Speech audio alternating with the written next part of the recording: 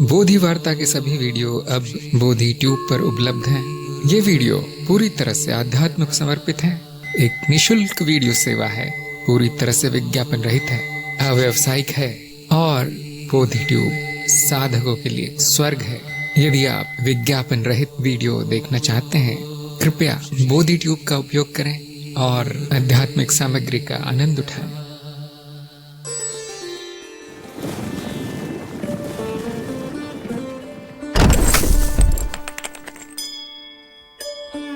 नमस्कार, बोधि वार्ता सत्संग में आप सभी का स्वागत है। सत्संग हम सभी के लिए एक अवसर है मिलने का और आध्यात्मिक विषयों पर चर्चा करने का, प्रश्न उत्तर करने का, शंकाओं का समाधान, समस्याओं का समाधान, साधना से संबंधित जिज्ञासाएं और कार्यक्रम संबंधित कार्य हम यहाँ पर करते रहते हैं। और आज भी हम कार्यक्रम से ही संबंधित कुछ शुरू करेंगे, परीक्षा से।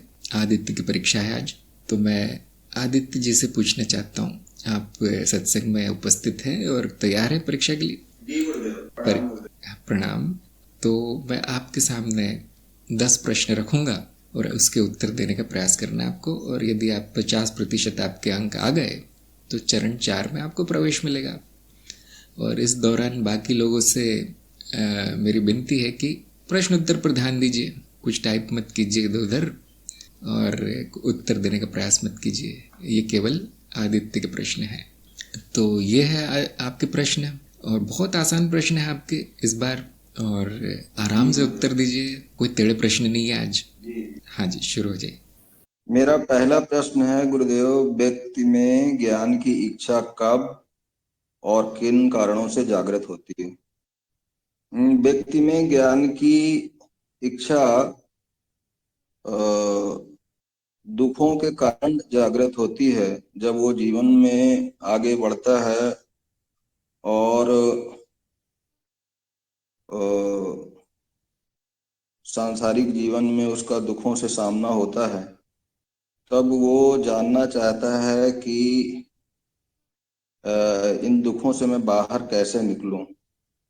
और दूसरा, यदि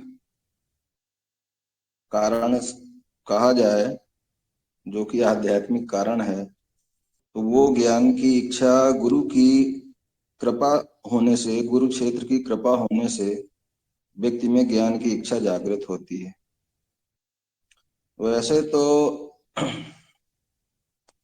सांसारिक जीवन में ज्ञान की बहुत आवश्यकता है, इसलिए प्रत्येक कार्य में, क्योंकि ज्ञान की आवश्यकता है, इसलिए हर व्यक्ति में ज्ञान की इच्छा कम या बहुत होती ही है। तो ये था मेरे पहले प्रश्न का उत्तर गुरुदेव। दूसरा प्रश्न है, अज्ञान एकमात्र अशुद्धि है, सही या गलत?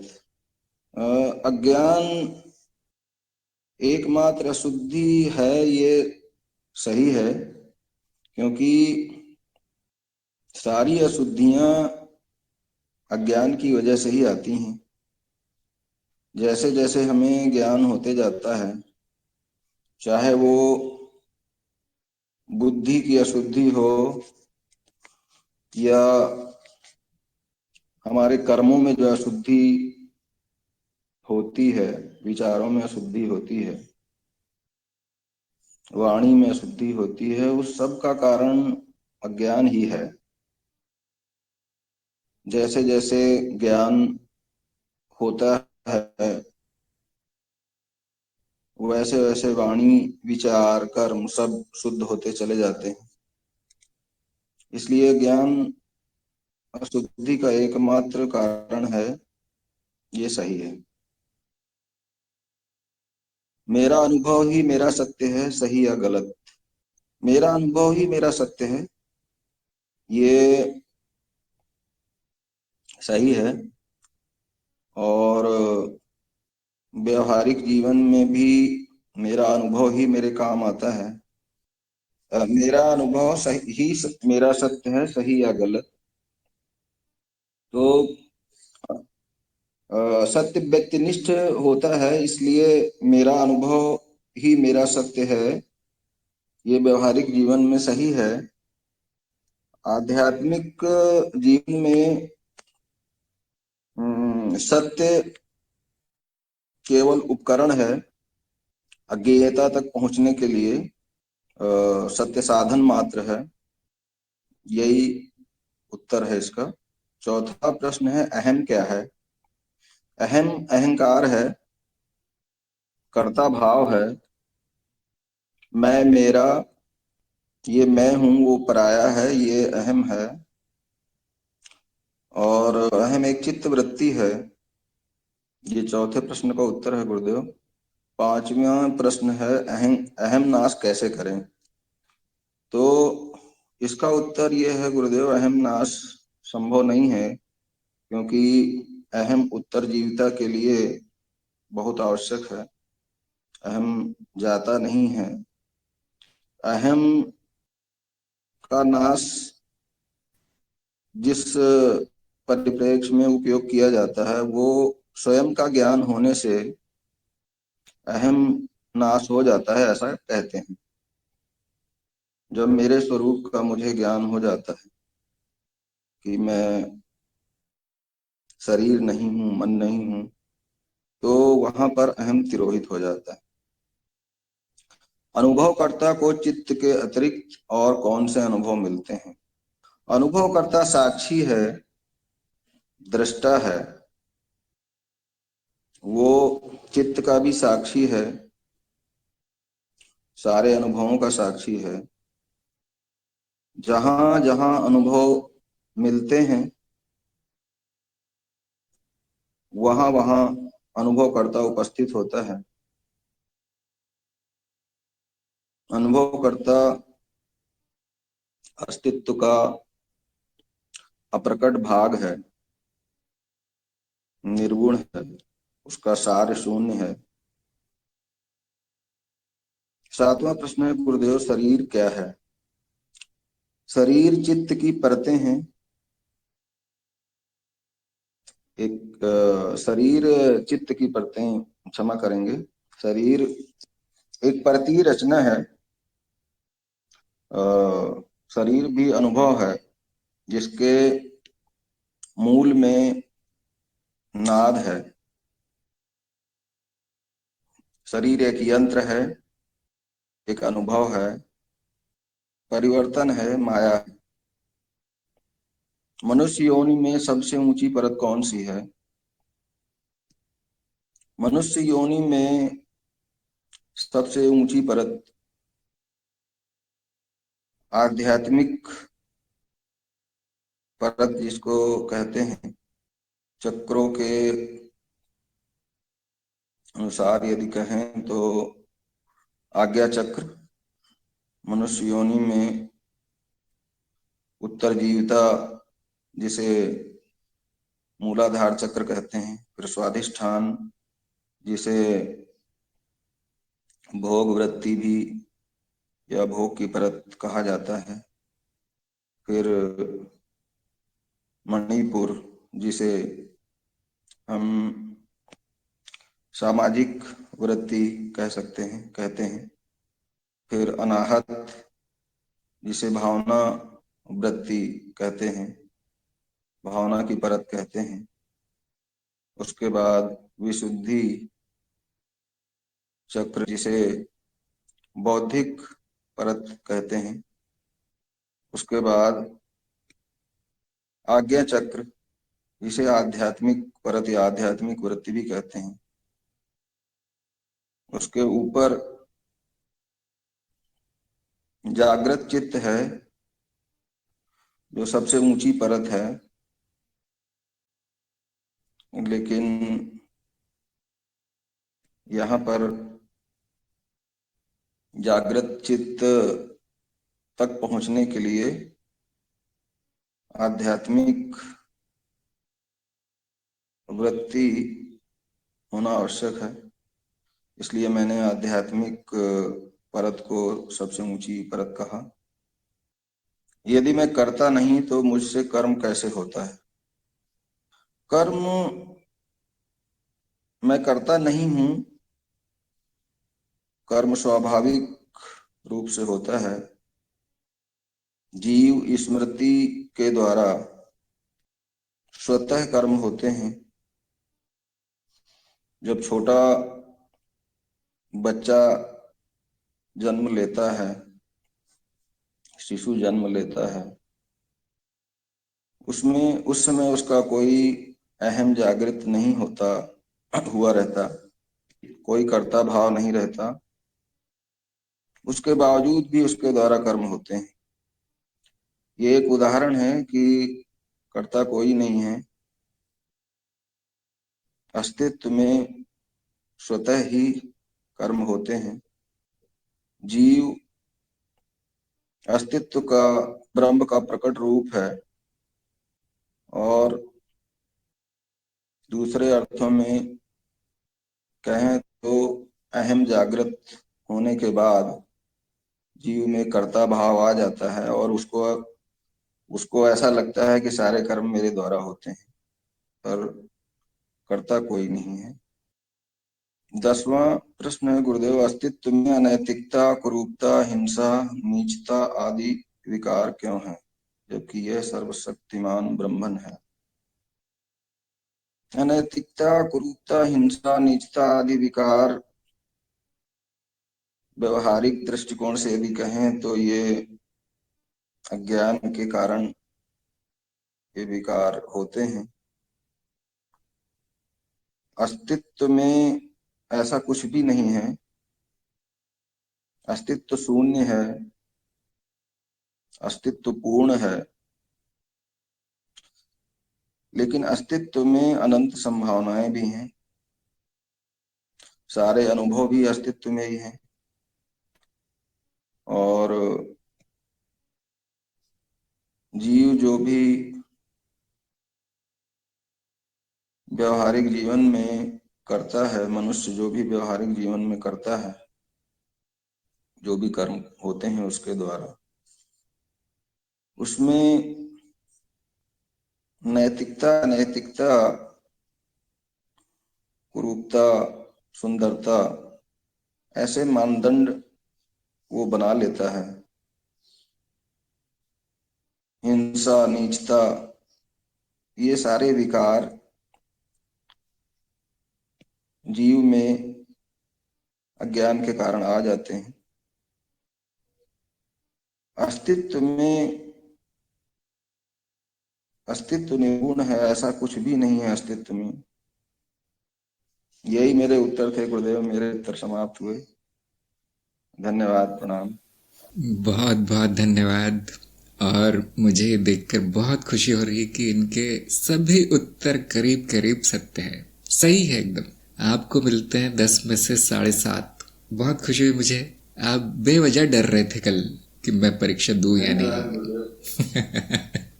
बेवजह आप डर रहे थे। आपको संपूर्ण ज्ञान है, जैसे कि सभी लोगों ने देखा होगा। हाँ बोलिए। कुछ मेरे पास व्यक्त करने के लिए शब्द नहीं रहते गुरुदेव, मैंने कल भी आपको बताया था। मैं मेरे पास शब्द ही नहीं रहते, मैं भावनाओं को व्यक्त करने के लिए शब्द छोटे पड़ जाते गुरुदेव। मैं इसीलिए आपसे कल बात करना चाहता था, क्योंकि मेरी नींद खुल गई थी 3:30 बजे, फिर मैं सो नहीं पाया था। मैं जब से आपसे जुड़ा हूं तब से मेरे मैं सिर्फ और सिर्फ आपका ही चिंतन रहता है। पूरा जीवन मैंने खोजा है आपको, बड़ी प्रतीक्षा किया है गुरुदेव। कुछ को आप सहज उपलब्ध हो जाते हैं, मुझे इसमें पूरा जीवन खपाना पड़ गया है गुरुदेव। मैं भावुक हो जाता हूँ, मेरे पास फिर मेरी चेतना मेरा साथ छोड़ देती है गुरुदेव, इसलिए मैं कुछ बोल नहीं पाता। जो आपने बोला है वो काफ़ी है, वो आपके ज्ञान को दिखा रहा है। हाँ, भावनाओं का आना बहुत प्राकृतिक है, उनको रोकना भी नहीं चाहिए। और अब आप चरण 4 में पहुंच गए हैं। अभी तो शुरुआत हुई है, अभी तो आपको बहुत आगे जाना है। आप में बहुत संभावना मैंने देखी है, आपके लेख बहुत अच्छे लगे मुझे। और अब वही बड़ा प्रसन्नता हुई आपके सारे सवाल जवाब देख के। तो अब आप आगे बढ़िए। चरण 4 में सभी प्रयोग कर सकते हैं आप, और हर हफ्ते 2-3 लाइनें लिख दिया कीजिए मुझे।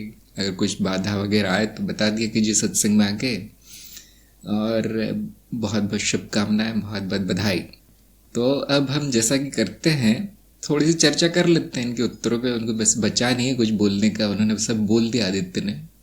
तो फिर भी जैसा कि हमारी परंपरा है, एक थोड़ी बहुत चर्चा कर लेते हैं कि उनके क्या उत्तर आए हैं। पहला इनका प्रश्न था कि व्यक्ति में ज्ञान की इच्छा कब और किन कारण से जागृत होती है। तो बिल्कुल सही उत्तर उन्होंने दिया कि कारण या तो दुख होता है तो जिज्ञासा होती है, और लेकिन ज्ञान की इच्छा कृपा से ही उत्पन्न होती है। बहुत अच्छा उत्तर दिया इन्होंने। दूसरा था ज्ञान एकमात्र अशुद्धि, सही या गलत? बिल्कुल सही उत्तर दिया गया। हाँ, अज्ञान ही एकमात्र अशुद्धि है। जो निचोड़ जो आता है सभी अशुद्धियों का, हम देखते हैं कि अज्ञान ही आता है। पर्यावरण, वातावरण क्यों अशुद्ध है? लोगों में अज्ञान है, उसको कैसे सही अच्छा रखना है, सुंदर रखना है, उस तरह का अज्ञान है। शरीर क्यों अस्वस्थ है, शरीर क्यों कुरूप है, अज्ञान है। लोग इस तरह से मन, बुद्धि, अहंकार आदि आदि चेतना का ना होना अज्ञान के कारण है। सारी अशुद्धियां अज्ञान कारण है। अज्ञान हटते ही शुद्धि शुरू हो जाती है। सभी का अनुभव होगा, आप सभी का अनुभव होगा। नंबर 3 था मेरा अनुभव ही मेरा सत्य है, सही या गलत? तो इनका उत्तर वैसे सही था। हाँ, कि सत्य साधन है परम अवस्था तक पहुंचने का। त्यागना पड़ता है सब अनुभव, सत्य, ये वो, और हमें जो उचित लगता है हम उसको सत्य बोलकर आगे बढ़ जाते हैं। लेकिन मैंने आधे नंबर काटे इनके इसमें, क्योंकि मैं ये सुनना चाहता था कि अनुभव मिथ्या है और मेरा सत्य ऐसा कुछ होता नहीं है। और वो मानदंड जो है हमें हमारी प्रगति हो जाए इसलिए बना दिया जाता है। अंत में हमें सत्य तक पहुंचने के लिए असत्य जो अनुभव है उसी का सहारा लेना पड़ता है, कुछ और है नहीं। इसलिए नकारात्मक ज्ञान हमको सत्य तक पहुंचाता है, सकारात्मक नहीं। ये मैं सुनना चाहता था कि अंत में सत्य असत्य सब छोड़ना पड़ता है, कैसा भी आए वो, जैसा भी आए। तो फिर भी इनका उत्तर बिल्कुल सही था जब इन्होंने कहा कि सत्य साधन मात्र है। तो वही कह रहे हैं फिर तो, जो इसलिए इनको आधे नंबर दिए गए। अगला इनका प्रश्न था कि अहम क्या है, और यहाँ पर भी आधे नंबर कट किए मैंने, क्योंकि इन्होंने कहा कि हाँ हम वृत्ति है और आदि आदि। एक चीज कहना भूल गए वो, कि जो विचार मैं और मेरा कहता है वो अहम है। बड़ी साधारण सी परिभाषा है अहम की, कि मैं और मेरा कहने वाला, स्वयं को करता जानने वाला, वो अहम है। तो वैसे इन्होंने बताया है इसलिए आधा नंबर मिला है। अहम नाश कैसे करें? बिल्कुल सही उत्तर आया कि अहम नाश करना नहीं है, अहम नहीं है इतना जान लेना है। तो इस पर चर्चा करने का बचता नहीं कुछ। अनुभवकर्ता को चित्त के अतिरिक्त कौन से अनुभव मिलते हैं? यहाँ पर इनका उत्तर गलत हो गया। तो जैसा कि हम करते हैं अक्सर सत्संग में, जो लोग हैं उनकी राय लेते हैं कि क्या उत्तर होना चाहिए। तो मैं सत्संग में पूछना चाहता हूँ कि चित्त के अतिरिक्त कौन से अनुभव मिलते हैं? कोई बताना चाहेगा? हाँ, शुभम ने कहा है टमाटर का जवाब पहले आता है ना, सारे चित्त के अनुभव ही है। बिल्कुल सही जवाब है। हाँ, तो आदित्य ने यहाँ पे कुछ बोला था, मुझे लगा वो ठीक नहीं था, शायद बोला भी हो लेकिन इतना स्पष्ट नहीं बोला उन्होंने। हाँ, शिवम ने भी कहा है, अश्विन ने भी कहा है कि चित्त के सभी चित्त के ही अनुभव है। जो अनुभव है उसी को चित्त कह दिया गया है। स्नेह लता ने कहा अनंत अनुभव होते हैं। ये उत्तर ठीक नहीं लग रहा मुझे। देखिए, जो अनंत भी है वो चित्त ही है। हाँ, मुक्त चित्त ने कहा है कोई नहीं। बिल्कुल सही आपने, उसके अलावा कोई अनुभव नहीं है चित्त के अलावा। सभी के उत्तर बिल्कुल सही है। कांति ने कहा अनुभव करता को कुछ नहीं मिलता, वो साक्षी है। मिलने का अर्थ यहाँ पर कुछ मिलना नहीं है। मिलने का अर्थ यहाँ पर है कि उसको किस तरह के अनुभव हो रहे हैं। तो यहाँ भाषा का चक्कर है, देखिए भाषा, हिंदी भाषा पे पकड़ सही कर लीजिए अपनी। तो सभी लोगों के बिल्कुल सही उत्तर आ रहे हैं, सबको समझ आ गई है अनुभव क्या है। आलोक ने कहा है चित्त भी अनुभव है। हाँ जी, चित्त भी अनुभव है। जो भी अनुभव उसको चित्त कह दिया गया है, बस यही परिभाषा है। अच्छा, अब अगला प्रश्न था इनका, शरीर क्या है? यहाँ दूसरा आलोक भी है, उनके भी बिल्कुल सही उत्तर आया। 2 आलोक हो गए।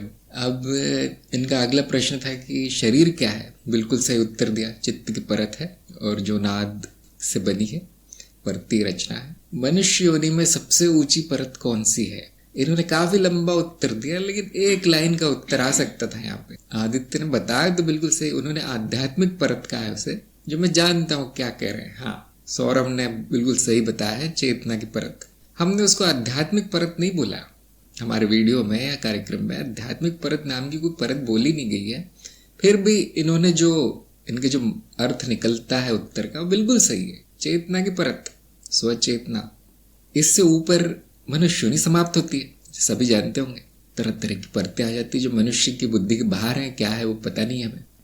यदि मैं करता नहीं तो मुझसे कर्म कैसे होता है, इसमें मैंने आधे नंबर काट लिए इनके, जबकि इनका उत्तर बहुत सुंदर था। फिर भी मैं जो सुनना चाहता था, क्योंकि अक्सर ऐसा ही करता हूँ मैं, मुझे तो वही सुनना होता है जो मुझे पसंद है, इसलिए मैं नंबर काट लेता हूँ।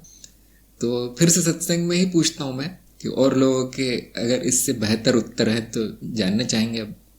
हाँ, स्नेहलता ने कहा अपने आप होते हैं, मुझसे नहीं होते। और कोई बताना चाहेगा कि मैं करता नहीं तो मुझे क्यों कर्म करना पड़ रहा है? सुभाष ने कहा है कि कारणहीन है। अच्छा, कारण तो मैंने पूछा नहीं, लेकिन पद्मजा ने कहा है कर्म करने वाला कोई है, स्वत ही यंत्रवत। अच्छा, आप कहना चाहते कर्म करने वाला कोई नहीं है, स्पेलिंग आपकी कट हो गई। हाँ, होते हैं बस, हाँ होते हुए प्रतीत होते हैं। योगेश ने कहा है करता कोई नहीं है। कांति ने कहा इंद्रिय जनित है। कौन सी इंद्रिय जनित है? कर्मेंद्रिय। कांति को स्पष्ट करना चाहिए। अश्विन ने कहा है हाँ, कर्म इंद्रियों से कर्म होते हैं, बिल्कुल सही बात है। वो मेरी नहीं है वो सारी इंद्रियां, मैं नहीं करता, मैं दृष्टा हूँ। अश्विन ने कहा करता नहीं है तो कोई मेरा कर्म मेरा नहीं है, बिल्कुल सही है। राजीव ने भी कहा है कर्म भी प्रतीति मात्र है, कुछ होता नहीं है। हाँ जी, हाँ जी। कांति ने कहा कर्म इंद्रिय, ठीक है आपका उत्तर। हल्दर ने भी कहा है हाँ जी। सबका एकदम, जैसे कि मैंने कहा कि आज के प्रश्न बड़े सीधे सीधे हैं, ज्यादा टेढ़पन नहीं उसमें। अस्तित्व में अनैतिकता, कुरूपता, हिंसा, नीचता आदि विकार क्यों, जबकि यह सर्वशक्तिमान ब्रह्मन है। और आदित्य ने इसका उत्तर भी बिल्कुल ठीक दिया कि ये जो नाम मैंने लिए हैं, नैतिक, अनैतिकता, कुरूपता, हिंसा, ये मनुष्य का दृष्टिकोण है, ब्राह्मण का नहीं। ब्राह्मण का दृष्टिकोण एक ही है, वो है संपूर्णता। ये जो भेद किए गए हैं, ऊंच नीच की गई है, ये मनुष्य की करनी है, मनुष्य का दृष्टिकोण है, ऐसा कह सकते हैं। वैसे ऐसा कुछ है नहीं, अस्तित्व संपूर्णता है, सभी संभावना है, सभी प्रकट है, इससे अच्छा क्या होगा। लेकिन हाँ, मनुष्य का एक पसंद नापसंद आ जाती है, उसको एक तरह के अनुभव ज्यादा पसंद है। हम सभी जानते हैं किस तरह के, जो सुख और मुक्ति की ओर ले जाते हैं, उस तरह के अनुभव मनुष्य को पसंद है, उसकी यही इच्छा है, तो वो अस्तित्व को भी बांट देता है और इस तरह से द्वैत उत्पन्न होता है अद्वैत से। तो हाँ, आदित्य में इस चीज की समझ है। यहाँ पर यह हो गई आदित्य की परीक्षा और बहुत अच्छे उत्तर आए, बहुत अच्छे उत्तर आए। अब बाकी किसी के अगर प्रश्न है तो जरूर लिखिए, किसी कोई शंका है जो कोई पूछना चाहे तो। आलोक का प्रश्न आ गया है कि विराट स्वरूप क्या है, गीता में जैसे बताया गया है। जो प्रकट है वो विराट स्वरूप है, जो भी प्रकट है वो विराट है। और क्योंकि अनंत संभावनाएं प्रकट है, इसलिए अनंत सा प्रतीत होता है, इसलिए उसको विराट कह दिया। विराट मतलब बहुत बड़ा, हर तरह के रूप, हर तरह की जीव, हर तरह के लोक, हर तरह के अनुभव प्रकट है। और इसी रूप को हम कहते हैं विश्वचित्त। हमारे बोधि वार्ता में इसको विश्वचित्त कहा गया है, विराट रूप को, जिस गीता में। हाँ, संपूर्ण माया एक साथ देख ली जाए वो विराट रूप है, जो कि कृष्ण ने प्रयास किया था दिखाने का उनका प्रयास फेल हुआ, वो नहीं देखा जा सकता। देखिए, पूरा रूप नहीं देखा जा सकता, माया संपूर्णता नहीं देखी जा सकती माया की, थोड़ा थोड़ा प्रकट होता है। आम मनुष्य के लिए यही बहुत बहुत बड़ी चीज है इतना भी उसको दिख रहा है, वो बहुत है। जाला ने पूछा अप्रोक्ष अनुभव और परोक्ष अनुभव क्या है? अप्रोक्ष अनुभव वो है जो इंद्रियों के माध्यम से होता है और जिसमें कोई कल्पना, विकल्प, विपर्य डाला नहीं गया है, ऊपर से थोपा नहीं गया है, वो अप्रोक्ष अनुभव है। और परोक्ष वो है जो किसी और के माध्यम से आ रहा है, किसी का बताया हुआ, कहीं पढ़ा हुआ, ये स्वयं की कल्पना है, कहीं से कुछ मान लिया है, मान्यता, वो परोक्ष है, जिसको हम आम भाषा में कहते हैं सीधा अनुभव और किसी और माध्यम से हुआ अनुभव, जो कि जानकारी मात्र है, सूचना मात्र है। तो इसलिए हम कहते हैं कि वो ज्ञान का साधन नहीं है। जो अप्रोक्ष अनुभव है, जो मेरा स्वयं का अनुभव है, वो ज्ञान का साधन है। उससे ज्ञान होगा। बाकी कोई कुछ भी कहता रहे, कुछ भी लिखा रहे, कोई भी मान्यताएं हो, वो अज्ञान का साधन है। अश्विन ने कहा, क्या महत्व और अप्रकट एक ही है? आपने, मुझे लगता है, दो दर्शनों की तुलना करने का प्रयास किया अश्विन ने। महत्व आता है शब्द सांख्य में, और सांख्य में मैं एक चीज बता देता हूं, कुछ भी अप्रकट नहीं है। जहां तक मेरी जानकारी सांख्य की मेरी सीमित है, मतलब मैं ज्यादा उसकी स्टडी नहीं की सांख्य की, उसमें ये शब्द आया नहीं कहीं अप्रकट। सांख्य में क्या है, प्रकृति है और पुरुष है, और अंत में सब बोल दिया गया कि पुरुष भी प्रकृति का भाग है। सब कुछ प्रकट ही है, वहां कुछ छुपा हुआ नहीं है। अब प्रकृति किन तत्वों में प्रकट है, वो फिर और आगे विश्लेषण करते हैं। वो अब क्या है प्रकृति में जो प्रकट है? तो जो सबसे पहला तत्व प्रकृति में है, उसका नाम महत् रख दिया गया है। अब आप कहेंगे महत् तो दिखता नहीं है, लेकिन सांख्य नहीं बोलता ऐसा। महत् ही सभी रूपों में प्रकट है। महत् का क्या अर्थ है? महातत्व, संस्कृत में महातत्व। उसी से सारे बाकी पृथ्वी, जल, अग्नि आदि आदि, यहाँ तक कि सांख्य कहता है कि पुरुष जो वो भी महत् से निकला है। यहाँ पर मतभेद है अद्वैत और सांख्य में, लेकिन यदि वो सांख्य वालों को ये मान्य दिया जाए कि हाँ महत् ही क्या कहते हैं तत्व है सृष्टि का, उसके बाद सारा ज्ञान, विज्ञान, भौतिक शास्त्र, तंत्र आदि आदि सांख्य से बहुत सुंदरता से निकाला जा सकता है। ये उसका आप कहते हैं उपलब्धि है सांख्य दर्शन की, और उससे प्रभावित हुए बिना नहीं रह सकते हम। जो उसके मूलभूत गलतियां हैं उनको अगर हम भुला दें तो बाकी सब बिल्कुल अच्छा है वहां पर।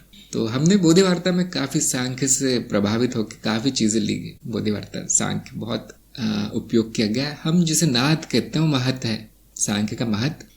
हम जिसे ब्रह्मनाद कहते हैं वही है। जिसे शैव मार्ग में शक्ति कहते हैं वही महत् है, और जिसे तंत्र मार्ग में देवी कहते हैं वही प्रकृति है सांख्य की। तो अंत में एक ही चीज की व्याख्या कई दृष्टिकोणों से ऋषि मुनियों ने की है। तो अगर आप सांख्य में ही रुके तो अप्रकट कुछ भी नहीं है, और अगर आप अद्वैत में आए तो वहां पर भी जो नाद है उसको अप्रकट नहीं कहा गया है, अनुभवकर्ता को अप्रकट कहा गया। अनुभवकर्ता प्रकट नहीं है, होकर भी प्रकट नहीं है, जबकि जो प्रकट है वो मिथ्या है, इतना कहा गया है। फिर जो मिथ्या है उसकी व्याख्या कर दी गई है नाद रूप में। जलाने का, क्या जानवरों में भी अतृप्त वासना होती है? हाँ जी होती है होती है। मनुष्य और जो विकसित जानवर है उनमें ज्यादा भेद नहीं है, वैसे ही है, हम सब वैसे ही हैं। उनकी भी वासना अतृप्त रह जाती है, उनका भी जीवन चक्र चल रहा है, जीवन मरण का ये सब हो रहा है। अब आप कहेंगे कीड़े मकोड़ों में क्या अतृप्ति है? उनकी जैसे उनकी तृप्ति छोटी सी है, उनकी अतृप्ति भी छोटी सी है, ना होने के बराबर है, इसलिए वो पता नहीं चलता हमें। लेकिन जैसे वो पशु विकसित होता है वैसे वैसे हम देख पाते हैं कि हाँ इस पशु की ये इच्छा थी वो पूरी नहीं हुई, उसकी वो इच्छा थी वो पूरी नहीं हुई। खासतौर से जो पालतू पशु है उनमें बड़ा स्पष्ट रूप में दिखाई पड़ता है कि उनकी क्या वासना है, उनकी क्या इच्छा है, और वो अपनी भाषा में अपने हाव भाव से जरूर बताते हैं आपको।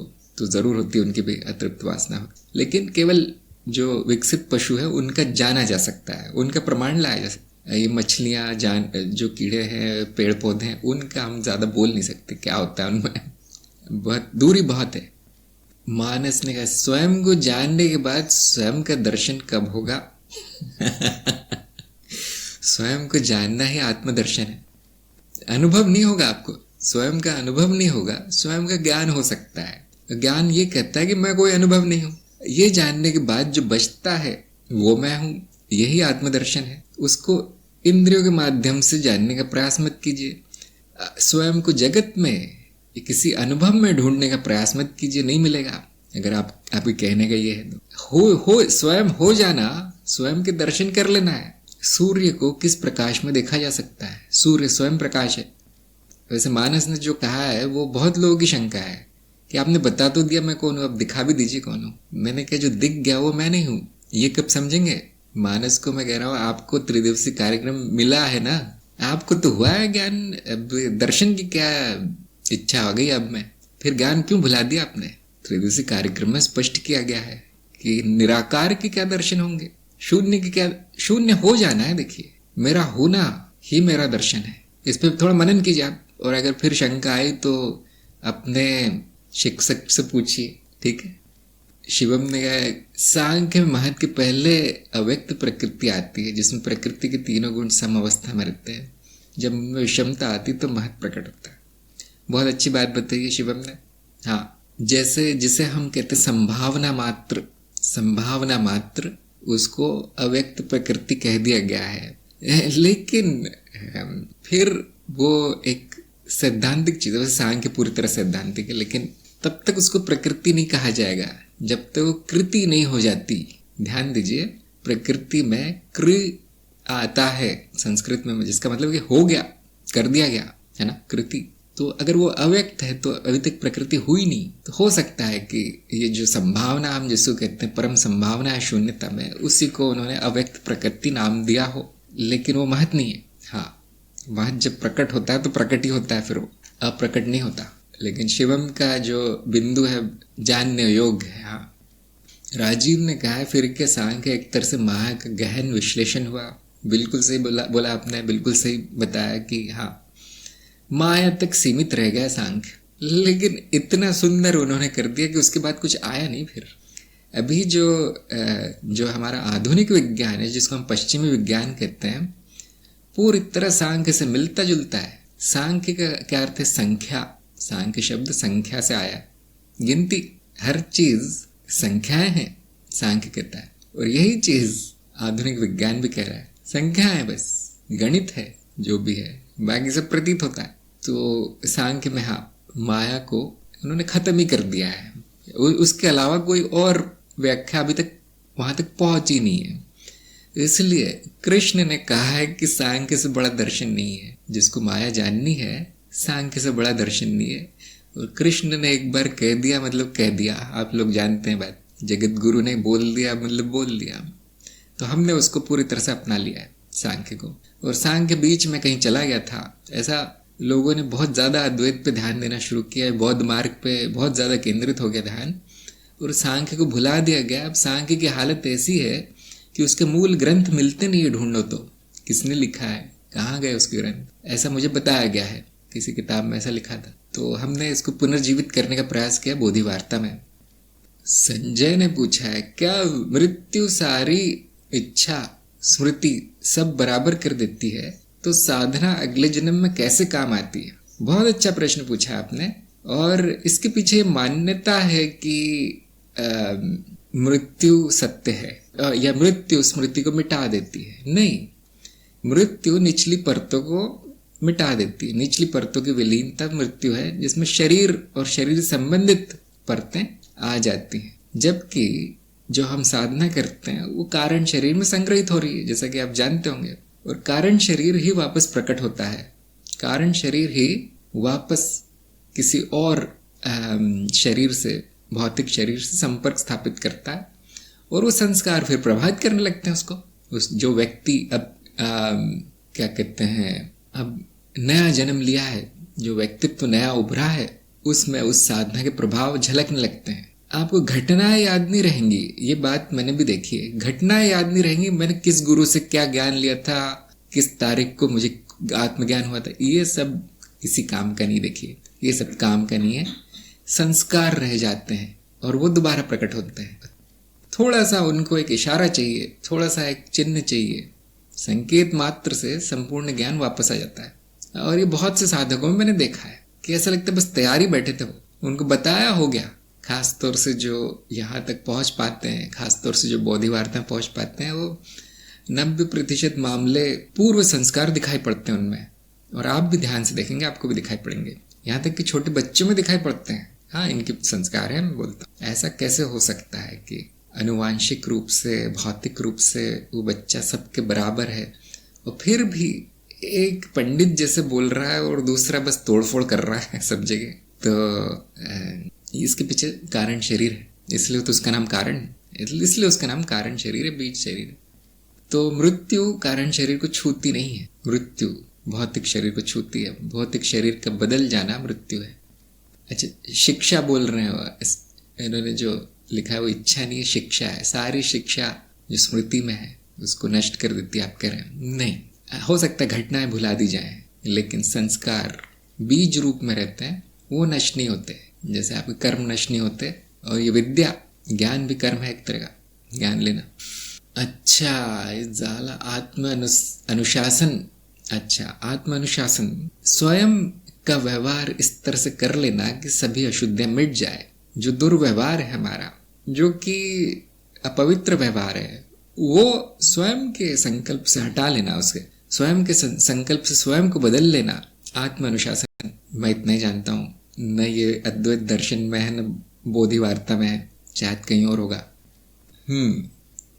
शुभम ने कहा, क्या हम कह सकते टॉम कैम्बल जी का एमबीडी सांख्य से प्रेरित हुआ है? मुझे लगता है उन्होंने कभी नाम भी नहीं सुना सांख्य का, लेकिन बड़ा आश्चर्य है कि 99% उनके सिद्धांत सांख्य से मिलते हैं। जैसा मैं कहता हूं ना कि ज्ञान नया नहीं है, ज्ञान वही है जो पुराना ही है, वही नए नए रूपों में उभरता है ना, वही प्रकट होता है क्योंकि वही है। इसीलिए जो भी ऋषि मुनि है, चाहे आधुनिक ऋषि हो, चाहे जैसे ये हैं टॉम कैम्बल हैं, आधुनिक युग के ऋषि हैं, उन्होंने अपना सारा जीवन माया की अध्ययन में लगा दिया, और वो जो उन्होंने निष्कर्ष निकाला बड़ा विचित्र हमें लगेगा कि जो हजारों वर्ष पहले जो बाकी अनुसंधानकर्ताओं ने निकाला है, बाकी ऋषियों ने, ठीक वैसा है, शब्द अलग अलग है। हाँ, उसमें बड़ा सिरदर्द हो जाता है जानने के लिए कि वो सांख्य में ये चीज़ बोली कैसे गई है, लेकिन थोड़े सी बुद्धि चलने के बाद हमें शायद वो पूरा समझ भी ना आए, लेकिन तब तो समझ में आ जाता है सांख्य बोलने क्या चाहते हो, और तब पता चलता है कि वो भी उसी निष्कर्ष पे पहुंचे हैं जिस पे कि आधुनिक विज्ञान या कोई भी ईमानदारी से अगर इसका अध्ययन करेगा माया का, तो वो वही पहुंचेगा। तो बहुत महत्वपूर्ण है कार्य इनका, सबको पढ़ना चाहिए। हम अक्सर अंग्रेजी सत्संग में इनके बारे में चर्चा करते रहते, मैं वीडियो भेजते रहता हूँ क्योंकि मैंने उनको गुरु माना है। क्या जीव प्रकृति से उत्पन्न हुआ? ये जीव अनादि है। हम इतना ही कह सकते हैं कि प्रकृति अनादि है, और तरह तरह के जीव उत्पन्न होते रहते हैं, विलीन होते रहते हैं प्रकृति में, इतना कहा जा सकता है। प्रकृति शब्द उपयोग नहीं करेंगे हम माया उपयोग करते हैं। माया अनादि है, अनंत है, और ये जीव जो है मिथ्या रूप आते जाते रहते हैं, लेकिन ये सिलसिला भी अनंत है, इतना कहा जा सकता है। आशना ने पूछा है, जैसे स्वप्न लोक होता है, सूक्ष्म लोक है, वैसे और कितने लोक है? अनंत लोक है, अनंत लोक है, और हर लोक सूक्ष्म है, हर लोक सूक्ष्म है। सूक्ष्म लोक सूक्ष्म है, आप जानते हैं। स्वप्न लोक सूक्ष्म लोक है, पर अभौतिक है ना, भौतिक नहीं है। और जिसे हम जागृति कहते हैं, मृत्यु लोक आदि, ये भी सूक्ष्म है। आशना ने पूछे, कैसे पता चला? प्रमाण क्या है कि लोक अनंत है या ये सूक्ष्म है?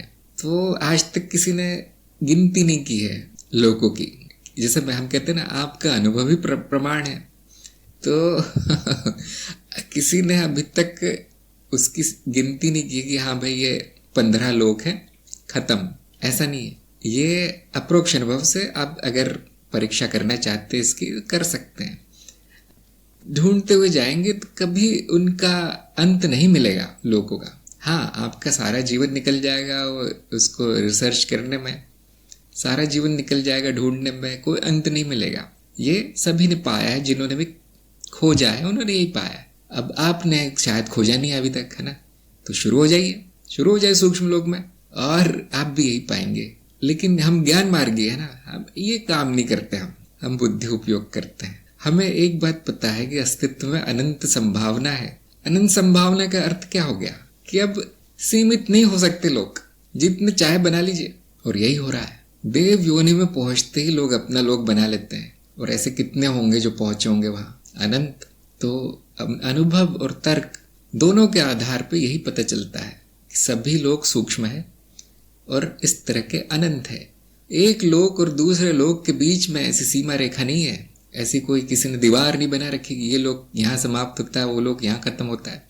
जैसे कि आप जानते हैं कि लोक चित्त अवस्थाएं हैं, केवल 2 अवस्थाओं के बीच में सीमा रेखा नहीं होती। क्यों हम कह देते हैं कि ये लोग यहाँ है, वो लोग वहाँ है? क्योंकि हमें भिन्नता दिखाई पड़ती है प्रकृति के नियमों में, उस जगत के नियमों में, उस लोक के नियमों में, उन जीवों में भिन्नता दिखाई देती है।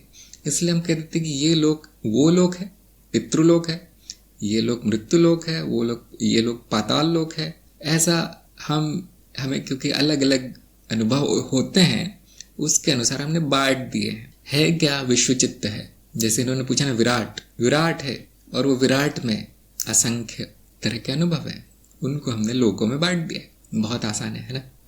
अच्छा, योगेश ने पूछा क्या सभी लोग केवल चित्त की अवस्था मात्र है? हाँ, अभी अभी मैंने वही बोला कि चित्त की अवस्था जैसे बदलती है, उसका ध्यान जैसे जैसे अलग अलग स्मृति क्षेत्रों में जाता है, हम कहते हैं मैं लोक भ्रमण कर रहा हूँ। ये जो लोक शब्द है ये तंत्र मार्ग से आया है, और स्मृति क्षेत्र और चित्त जो है हमारे अद्वैत से आया है। तो एक ही चीज है देखा जाए तो एक ही चीज है।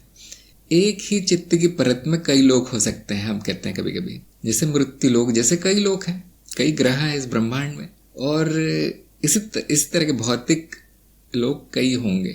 इसी तरह से कई तरह के स्वर्ग हैं, कई तरह के नरक हैं, और कई तरह के ऊपरी लोग हैं जिनके बारे में किसी कुछ नहीं पता। चित्त की अवस्था बदलते ही आप लोक में पहुंचेंगे, दूसरे लोकों में जा सकते हैं। बिल्कुल सही है। मुक्त चित्त ने कहा, आपने स्वप्न अवस्था के प्रयोग मंत्र का उपयोग बताया है, जैसे कि सोहम क्या आत्मज्ञान का संक्षेप रूप है, और इसे निधिध्यासन करने के लिए इसका प्रयोग किया जाता था, और ये एक धागे के रूप में काम करता था जो स्वप्न सूक्ष्म लोक तक ले जाता था। अब यहाँ पर मैं ये कहूँगा कि मंत्रों को और अद्वैत को मिलाया न जाए, बहुत अच्छा रहेगा आपके लिए। सोहम का क्या उपयोग है वो वही जानेगा जिसने मंत्र दिया है आपको। सोहम से आत्मज्ञान नहीं होगा, ये हम बता सकते हैं, कितना भी संक्षेप हो, जैसा भी हो।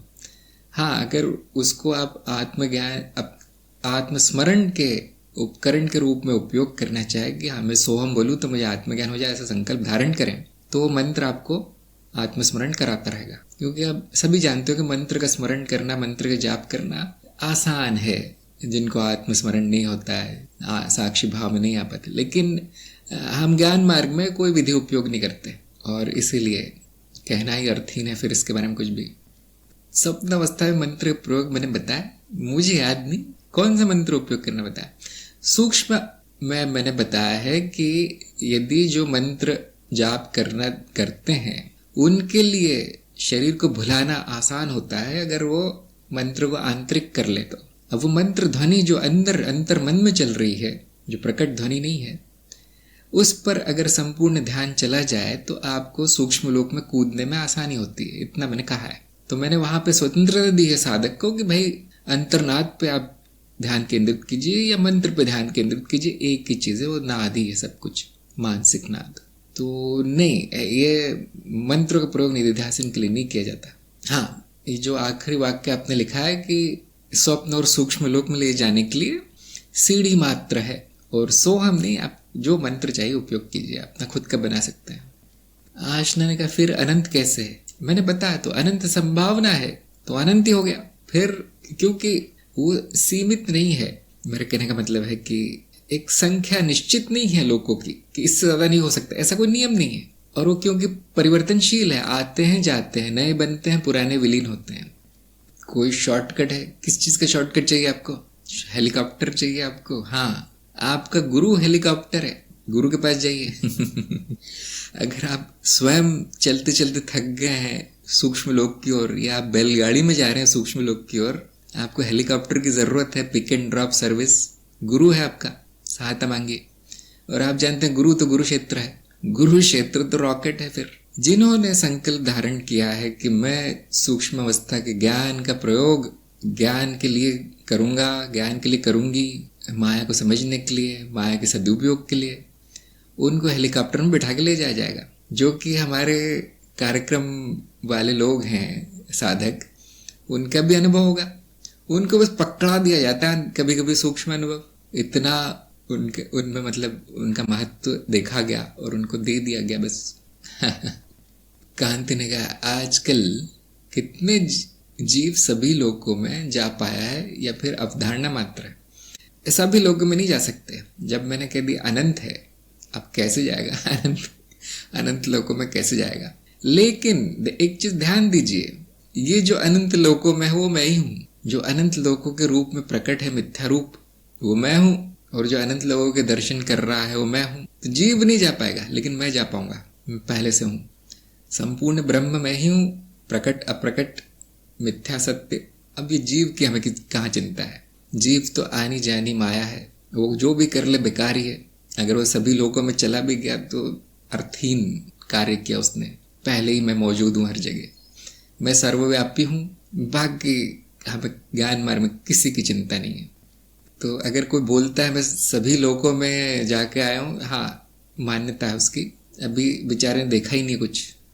योगेंद्र ने कहा ओंकार के बारे में कुछ बताया। मांडुक्य उपनिषद में ओंकार की व्याख्या बहुत अच्छी की गई है कि जो त्रय अवस्था है वो ओंकार के रूप में सांकेतिक रूप में दर्शाई गई है। जागृति, स्वप्न, निद्रा, ये ओंकार के 3 भाग बताए गए हैं मांडुक्य उपनिषद में। और मुझे सबसे ज्यादा प्रमाणित वही लगता है।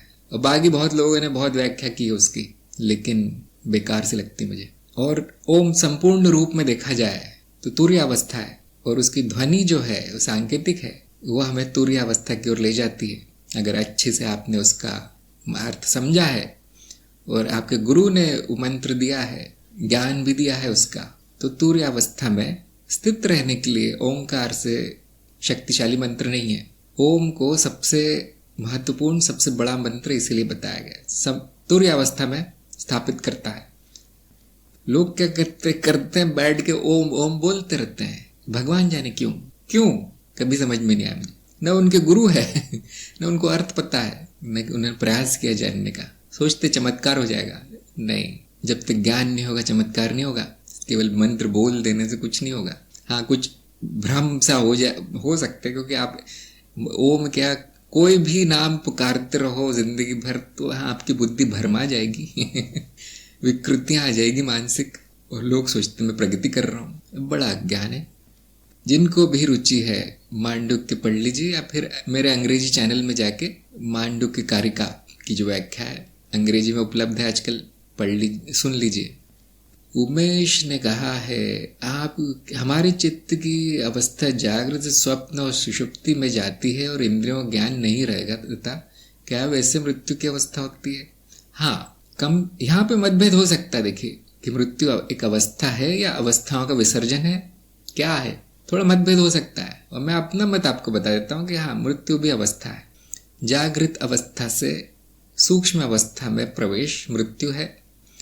और आप कहेंगे फिर वो सूक्ष्म प्रयोग और मृत्यु में क्या अंतर हुआ। और मेरा मत ऐसा है कि कोई अंतर नहीं, केवल एक अंतर है कि अब मृत्यु की अवस्था से वो वापस नहीं आ सकते, क्योंकि यहाँ शरीर नष्ट हो चुका है, इस लायक नहीं रही मशीन की वो चलाई जाए, इसलिए सूक्ष्म वापस संपर्क नहीं होता। फिर इसी को हम लोग मृत्यु कहते हैं। और वो जो मृत शरीर है उसको जला देते हैं। इतना ही फर्क है सूक्ष्म अवस्था में और मृत्यु अवस्था में। लेकिन बड़ा फर्क है, आप देख रहे होंगे, बड़ा फर्क है। इसलिए लोग मृत्यु से डरते हैं, क्योंकि वापस नहीं आ सकते। फिर मृत्यु एक तरह की सूक्ष्म अवस्था है। योगेंद्र का ओंकार अपने आप हो तो क्या मतलब है। 2-3 चीजें हो सकती है। या तो आप बहुत दिनों से साधना कर रहे हैं उसकी, जो कि मानसिक हो गई है और वो बस दोहराता रहता है, या फिर आपके पूर्व जन्मों की साधना है, संस्कार है जो प्रकट हो रहे हैं अपने आप, कभी कभी दिख पड़ते हैं। इसका क्या मतलब है। इसका मतलब ये, अब गुरु के पास जाइए और समय नष्ट कीजिए, यही मतलब है इसका। आगे आपको गुरु मार्गदर्शन करेंगे, जो आपकी प्रवृत्ति है उसके अनुसार आपको आगे बढ़ने का मार्ग दिखाया जाएगा, यही मतलब है। कि जिनको भी ऐसे विचित्र कुछ भी अनुभव होते रहते हैं, उनसे मेरा अनुरोध है कि समय नष्ट न कीजिए। आपको संकेत मिला है कि अब बैठे मत रहो, आपका अलार्म बज गया है, गलाम की घंटी बज गई है, बस हाँ मेरे पास आए, बहुत अच्छा किया आपने। मैं जो मार्ग दिखा रहा हूँ, अगर आपको वो पसंद है मार्ग, उसमें रुचि आती है, उसमें रस आता है, आनंद आता है, शुरू कर दीजिए। योगेंद्र मैं कह रहा हूँ, हाँ हो गई कृपा आप पे कुछ विशेष चाहिए तो बताइए, कुछ विशेष सेवा चाहते हैं तो मैं जरूर करूँगा। मैं अक्सर कहता हूँ ज्ञान परोसा जा चुका है, ले लीजिए। त्रिदिवसीय कार्यक्रम से शुरुआत करनी है। अगर आपको लगता है त्रिदिवसीय बच्चों का खेल है, ज्ञान दीक्षा शुरुआत कीजिए, ज्ञान दीक्षा कार्यक्रम से शुरुआत कीजिए। गुरु क्षेत्र की कृपा हो चुकी है। हलदर ने कुछ व्याख्या की है, बहुत सुंदर है, बहुत सुंदर। कांति ने कहा है, यदि सूक्ष्म अवस्था में हम रहे उस समय शरीर को कोई व्यक्ति मृत जान के उसका नाश कर दे तो वह शरीर बिना घूमता रहेगा। हाँ बिल्कुल सही पकड़ा आपने। इसीलिए मैं कहता हूँ कि इसीलिए हमने निर्देश दिए हैं उस वीडियो में, जिस कमरे में आप साधना कर रहे हैं वहां किसी को आने नहीं देना है। केवल क्या करेंगे आपके साथ वो खुद नहीं जानते। मृत नहीं होता। एक चीज आप ध्यान दीजिए कि जब आप सूक्ष्म अवस्था में रहते हैं उस समय शरीर मृत नहीं होता, सांस चलती है, उसकी सारी क्रिया चलती है, नींद में होता है। एक बाहर से लोगों को देखकर लगेगा निद्रा में है, ये व्यक्ति सो रहा है, तो बहुत ही बड़ा मूर्ख होगा कोई जो उसका दाह संस्कार कर देगा सूक्ष्म अवस्था में। कोई एक तरह की हत्या हो गई फिर तो। हाँ, बिना शरीर के हो जाएगा वो। ये जो भी प्रयोग आप करते हैं किसी को मत बताइए, पूरी तरह से गोपनीय गुप्त रखना है। आप जानते हैं, आम जनता नहीं समझ पाती इनको। और हाँ, ऐसे ऐसे लोग भी मिलेंगे दाह संस्कार कर देंगे आपका कि 40 घंटे हो गए सूक्ष्म से वापस नहीं आए, तांत्रिक जला दो। तो तांत्रिक सिर पीट लेगा मैं कैसे लोगों के साथ हूँ। इसलिए वो बहुत दूर जाके, समाज से दूर जाके साधना की जाती थी पुराने जमाने में, और अब हम शहरों में कैद हो गए हैं। इसलिए मैं कहता हूँ थोड़ा सा गोपनीय रख के सु करना है। ध्यान दीजिए, मृत्यु नहीं होती सूक्ष्म का में जाने से, मृत्यु नहीं हो सकती व्यक्ति की। एक भी मामला नहीं सामने आया अभी तक इस तरह का। वो एक डर है लोगों में कि अरे हाँ, मैं शरीर छोड़ दिया है, अब कुछ भी हो सकता है मेरे साथ। ये डर मन से निकाल दीजिए, कुछ नहीं हो सकता आपको। हाँ, बाकी लोग जो करेंगे वो उस पर हमारा कंट्रोल नहीं है। कांति ने कहा 8 घंटे में जला देते हैं, क्यों रहते हैं आप उस जगह पे? नेपाल में क्या 8 घंटे में जला देते हैं लोग समाधि में देख के? बड़ी विचित्र बात बताई आपने। 8 घंटे तो आदमी सोता है, आम आदमी। हल्दर ने कहा अभी भी तो बिना शरीर के। हाँ। उमेश ने कहा प्रेत योनि कहते से। हाँ जी, प्रेत योनि कहते हैं। जो समय के पूर्व शरीर नाश हो गया जिसका, वो अब उस अवस्था को प्रेत योनि कहते हैं। अर्थात प्रारब्ध में अभी इतनी ऊर्जा बची है कि वो बीज रूप में नहीं आ पा रहा है और पुनर्जन्म नहीं हो रहा है, तो वो जीव वैसे ही सूक्ष्म रूप में भटकता है। और अगर जिसको ज्ञान ना हो तो वो दुख भी भोगता है, उस समझ में नहीं आता क्या हो गया। शिवम ने कहा शंकराचार्य के जीवन में सूक्ष्म शरीर के प्रयोग की घटना का वर्णन आता है। बहुत अच्छी बात बताई आपने। यदि किसी की रुचि हो तो उनको कहानी सुना दीजिए। योगेंद्र ने, मैंने सारे उपनिषद पहले से ही किए हैं, अष्टवक्र गीता, भगवद गीता की बैठे बैठे ध्यान होता है, त्रिदिवसीय में रिपीटिशन लगता है, अब क्या करूं, आगे का मार्ग बताइए। मुझे ये बताइए, आत्मज्ञान हो गया आपको? जैसे आपने कहा त्रिदिवसीय रिपीटिशन लगता, हाँ हो गया। अब आनंद अवस्था में रहिए, चेतना में, साक्षी भाव में रहिए। जो आवश्यक है वो कर्म कीजिए, ज्ञान प्रसार कीजिए, जीवन का सदुपयोग कीजिए। अब कार्यक्रम करके क्या होगा? वह ज्ञानियों के लिए कार्यक्रम। जिसको ज्ञान हो गया वो अपना समय नष्ट न करें इन वीडियो में, इन कार्यक्रमों में। अगले चरण में जाइए, जो है साक्षी भाव में रहने का, आनंद अवस्था में रहिए। और अगर आपकी रुचि है तो बाकी जीवों को अज्ञान से निकालिए, कुछ कीजिए उनके लिए। ऊर्जा बची है आपकी, उसका सदुपयोग करना है हमें। ये मार्ग है आपके लिए आगे का। अब कितनी भी गीता पढ़ लीजिए, सब वही होगा, सब वही होगा। अंतिम ज्ञान होने के बाद अब वो रिपीट नहीं करना है। बहुत बहुत नीरस है, बहुत नीरस है, छोटा सा है। ये आगे का मार्ग है। हाँ जी, कोई भी प्रश्न हो आपके, कोई भी शंका हो, मुझे पूछिए। आप आपके गुरु थे कोई? मैं योगेंद्र से पूछ रहा हूँ, आपके गुरु कौन थे या अभी है कोई? हाँ, तो फिर आप मुझसे लीजिए मार्गदर्शन। अगर आपके कोई गुरु होते तो उनसे आज्ञा ले सकते थे, लेकिन नहीं है तो फिर कोई समस्या नहीं। रमाकांत ने कहा है गुरु के मिलते ही जागृत में ही सूक्ष्म यात्रा प्रारंभ हो जाती है, ऐसा लगता है। अब हमें बता दीजिए क्यों लगता है ऐसा, आपको क्या अनुभव हुआ है? शर्मा जी से पूछ रहा हूँ मैं। आपने ये कहा है तो कुछ अनुभव के आधार पर कहा होगा, थोड़ा एक आध लाइन में बताइए हमें क्या हुआ आपके साथ। आदित्य ने कहा है ब्रह्म ज्ञान के पहले शस्त्र अध्ययन व्यर्थ है, ब्रह्म के बाद शस्त्र अध्ययन अनावश्यक है। पहले ज्ञान आता है फिर शास्त्र आते हैं, पहले बैल आते हैं फिर गाड़ी आती है ना? बैल गाड़ी, गाड़ी बैल नहीं। मुझे तो पता ही नहीं था शंकराचार्य ने कहा है, मैं तो अभी तक सोच रहा था मैंने कहा है। मैंने नहीं, मतलब सभी ने यही कहा है, लोग करते ठीक उल्टा है। ये देख के मैं बहुत आश्चर्यचकित होता हूँ। और मैं जानता हूँ कि मैंने भी यही किया है, और सारे सारे सारे शास्त्र सिर के ऊपर से निकल जाते हैं। गुरु की जगह नहीं ले सकता, कोई किताब जगह नहीं ले सकती गुरु की। मैंने कहा है, वही मैं सोच में पड़ गया, शंकराचार्य ने कब कहा ऐसा। फिर भी कोई और जानता हो तो बता दीजिए, हो सकता है मुझसे गलती हुई हो। रमाकांत ने कहा है कि अनुभव है ये, कि ऐसे विचार आते हैं जो लगता है कि कैसे आ गए। अच्छा, फिर भी उसे सूक्ष्म नहीं कहेंगे। हमने सूक्ष्म को बड़े अच्छे से परिभाषित किया है। इसको हम पूर्वाभास या इस तरह की कोई चीज कह सकते हैं, टेलीपैथी इस तरह का। लेकिन ये बात सच है, गुरु के मिलते ही परिवर्तन शुरू होता है, उसके पहले भाग दौड़ है बस।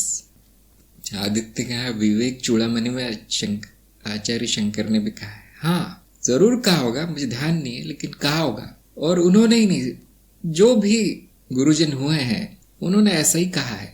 अब प्रश्न ये आता है कि इन शास्त्रों को महत्व क्यों दिया गया। जिन्होंने कहा कि व्यर्थ है, उन्होंने इतने ग्रंथ रच डाले शंकर ने। अब थोड़ा विरोधाभास लगता है, क्यों कहा है फिर उन्होंने, क्यों रच डाले।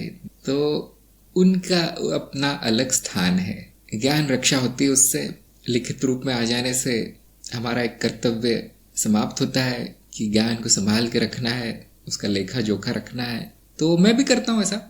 मैं एक तरफ बोलता हूँ कि देखिए किताबें मत पढ़िए, और मैं क्या करता हूँ दूसरी तरफ किताबें प्रकाशित हो रही हैं। ये जो आधुनिक रूप में प्रकाशित हो रही है, वेब पेज रूप में या इस विकी रूप में, वो है तो लेख ही है ना।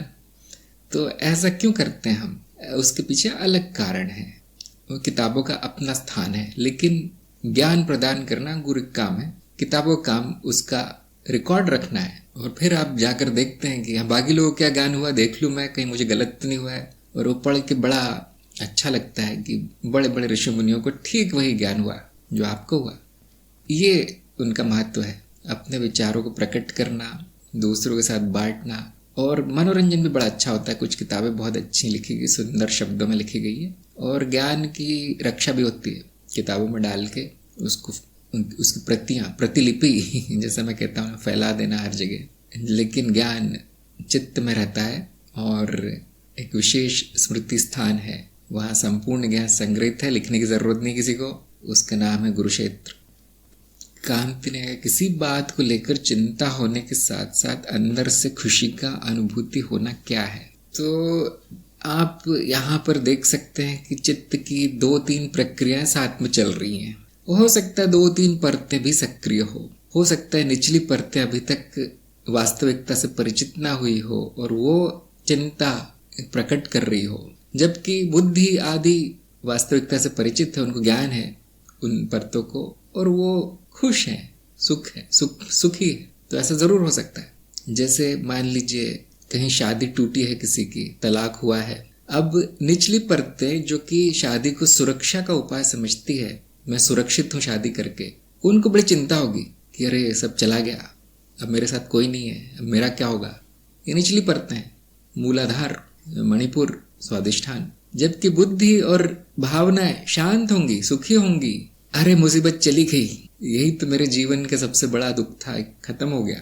तो ये थोड़ा समय के बाद अपने आप सही हो जाएगा।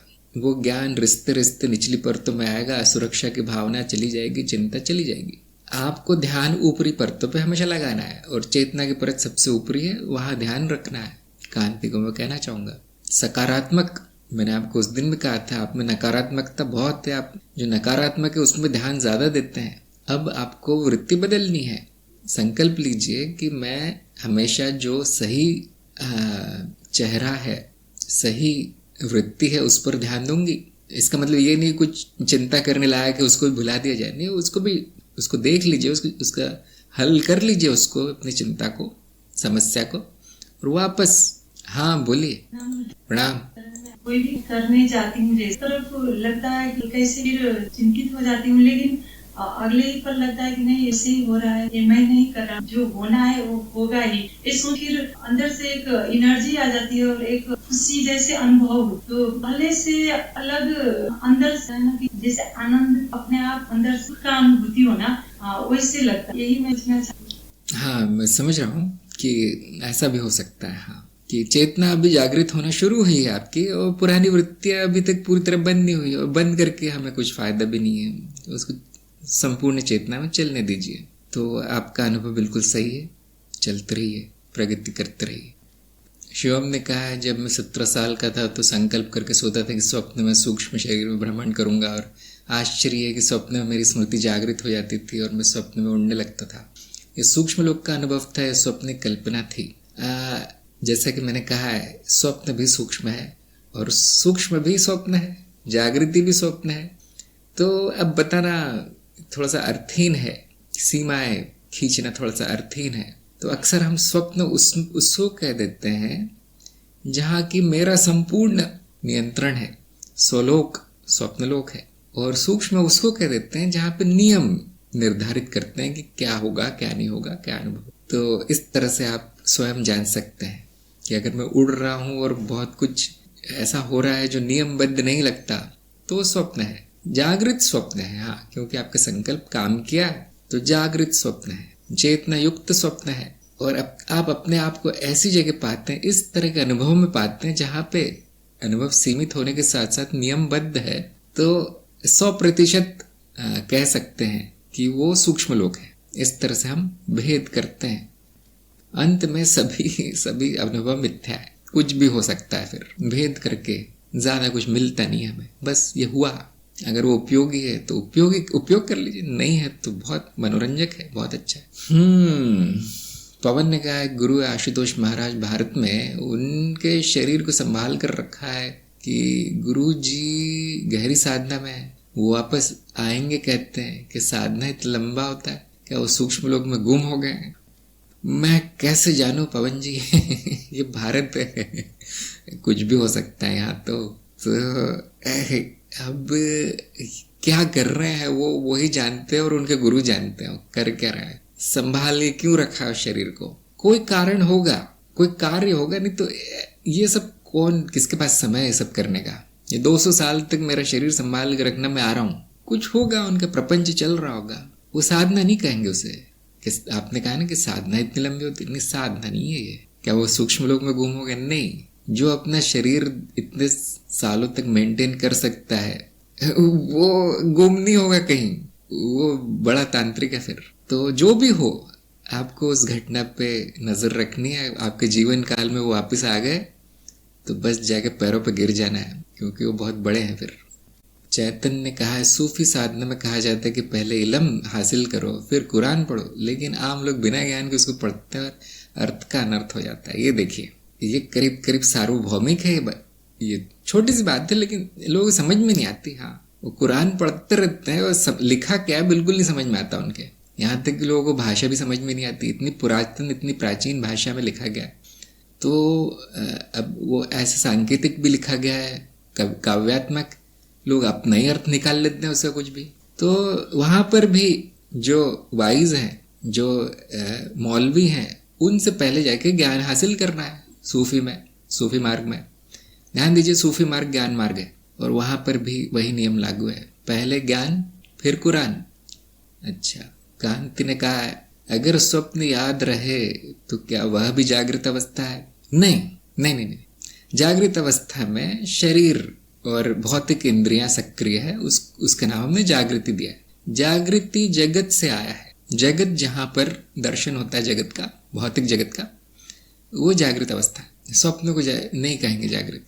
हाँ, योगेश ने कहा हठयोग हो सकता है, हाँ हो सकता, लेकिन कोई तंत्र क्रिया चल रही है ऐसा लग रहा है। पवन का उन्होंने जो बताया है, कोई तंत्र क्रिया चल रही है, कोई तंत्र प्रयोग चल रहा है उनका, और वही जानते हैं क्या चल रहा है। पवन ने कहा, जागृत अवस्था के प्रयोग में हूँ, लेकिन साक्षी भाव बहुत कम वक्त के लिए रहता है, मार्गदर्शन दीजिए। अब रिपोर्ट आ रही है आपकी। इतने दिनों से प्रयोग चल रहे हैं, आपकी पहली रिपोर्ट आई है। मैंने तो हर हफ्ते भेजने को कहा था आपको। क्या कर रहे हैं आप जागृत अवस्था में? ध्यान कितने समय के लिए करते हैं? और चेतना अवस्था में रहने के लिए क्या कर रहे हैं? समय सारणी पे चल रहे हैं? एक काम कीजिए, आप ध्यान बंद कर दीजिए। जो भी ध्यान करते हैं, समय सारणी में इतने मिनट का ध्यान बताया गया, वो बंद कर दीजिए। उसकी जगह उसी समय में केवल चेतना में रहने का प्रयास कीजिए, स्मरण में रहने का प्रयास कीजिए। और एक हफ्ते ऐसा करने के बाद मुझे बताइए, है ना। अब गाड़ी आगे नहीं चल रही तो थोड़ा पीछे रिवर्स लेके देखते हैं क्या होता है।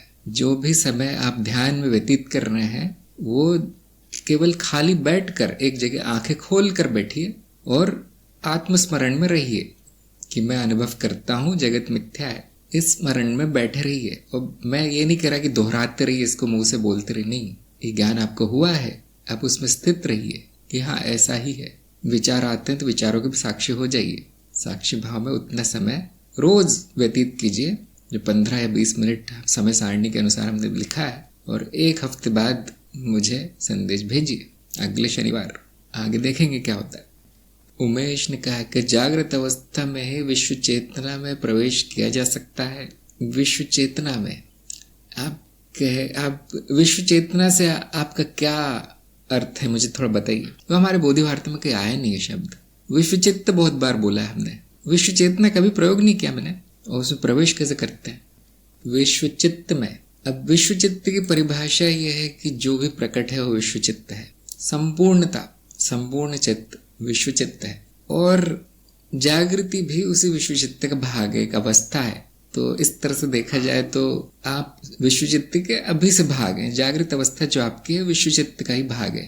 अब विश्व चित्त में प्रवेश कैसे किया जाए, आप स्वयं ही उसका भाग है। तो फिर मतलब ये मनुष्य विश्व चित्त का ही भाग है, तो प्रवेश करने का प्रश्न नहीं उठता।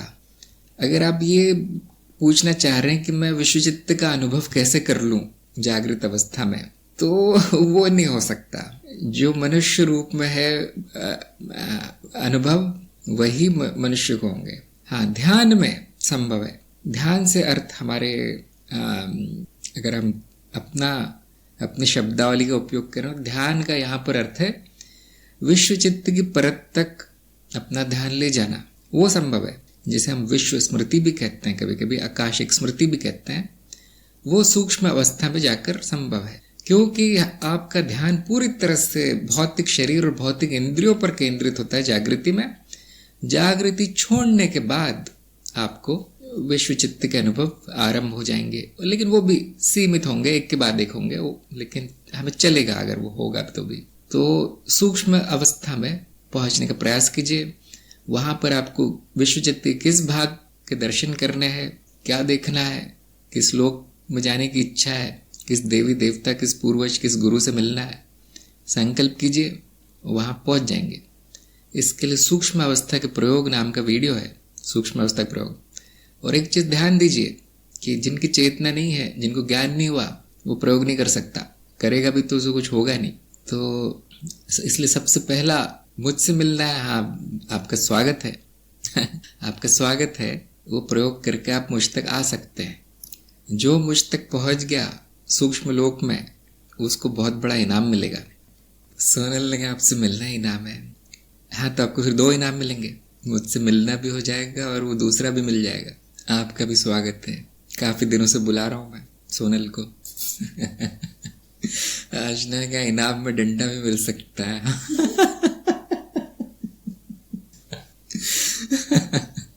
आपने अपने अनुभव से कहा है क्या